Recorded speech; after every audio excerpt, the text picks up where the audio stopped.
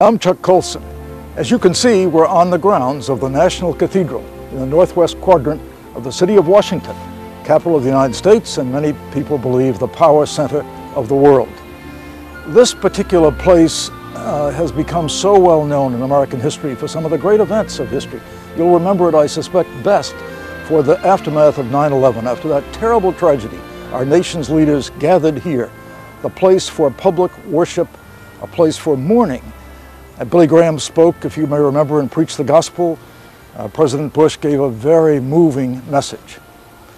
This church, this cathedral, represents the place for public prayer that when the city of Washington was designed by Pierre L'Enfant from Paris, who came here at the behest of President Washington to design the nation's capital. He assigned a place where there would be public prayer, where there would be funeral services, where there would be occasions of state. And over the years, this evolved as that site. In fact, the actual cornerstone was placed here at the beginning of the 20th century. The cornerstone, interestingly, came from a field in Bethlehem, and engraved on it are the words, "The Word became flesh and dwelt among us." Clearly an indication of the Christian roots and the Christian belief system of those who founded our country. The significant thing to me is that this church is in the northwest quadrant and it looks southeast over the city of Washington. On the other side of the city is the Capitol, which looks northwest at the church. They represent the two pillars of society. You need a free church, a source of spiritual renewal for people, a place of worship, and you need the influence of religion in public life. You also need a government, and that government is the other pillar of support for a free society. And a government, ours, the freest in the world, is designed to preserve order and to do justice and to produce shalom in which people can flourish as human beings. That's the biblical purpose. That was the purpose of our founders.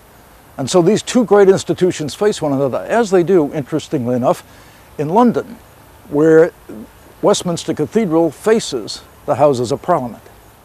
What you'll be seeing over the sessions that follow is how these two great institutions, the church and the government, how they relate to one another. That balance is crucial.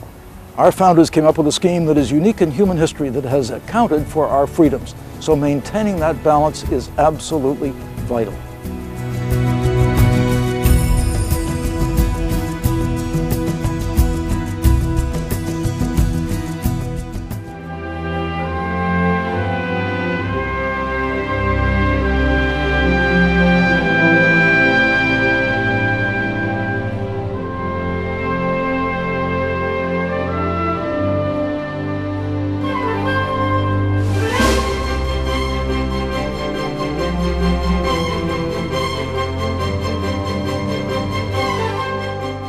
We're right in the midst of a torrid political campaign. And to help Christians find their way through the political thicket, I have produced a DVD based on my book, God and Government, which sets the boundaries of Christianity and politics, faith and culture.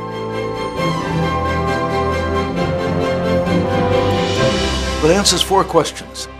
Is America a Christian nation? What are the responsibilities of Christians in politics? What's the right relationship between the church and the state? And can politics save America? But there was one point upon which virtually all the founders agreed, and that is religion and morality are indispensable supports for social order, political prosperity.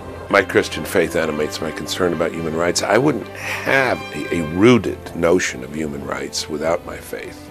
I think we're all called to be good citizens. That's not open for debate or discussion as far as I'm concerned. You'll be meeting some of my friends who are in high public office now on both sides of the aisle, who will tell you the struggles that they have living the Christian faith in politics. When you get together and you pray together, it's pretty hard to get partisan and mad at one another. And so we felt an obligation and a responsibility and a desire to walk our Christian faith and life in a way that people would see that this was a very key part of who we were. You'll learn a lot of lessons about the reconciling power of Christ even in this highly divisive, politicized culture. And you'll be inspired to know that there are Christians who are living their faith out in high office. It will help all of us understand how better to discharge our political responsibilities and live our faith in our communities.